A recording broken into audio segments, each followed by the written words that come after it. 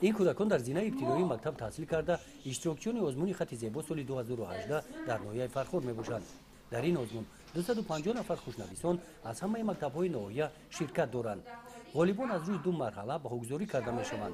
مرحله اول نوشتن املا وابسته به طلبات‌های پیشنهاد نموده وزارت معارف و علم جمهوری تاجیکستان. مرحله دوم به‌گذاری به نمایش گوشه‌های دیواری میباشند.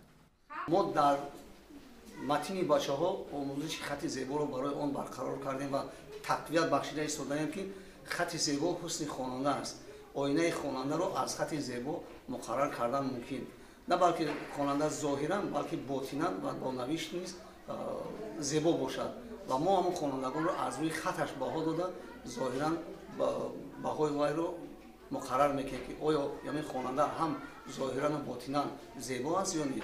نوشت خط زیبا برای خواننده در روند کار تعلیم و تربیت بسیار رول مهم رو می‌بازد.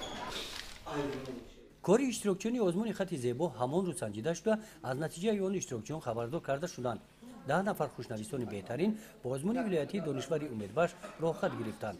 آزمون خط زیبا سال 12 می شود که گزارنده شده. اشتراکچیان آن سال تا سال زیاد می‌گردد. از روی گفت متخصصان ساحه معارف ناحیه فرخور از خود نمودن دانش و بالا رفتن ملکه ذهنی خوانندگان از زینه ابتدایی تحصیل سرچشمه می‌گیرد. گزارش خواجه نظریف خدای نظر ظهوروف از ناحیه فرخور برای برنامه اطلاعاتی نوید.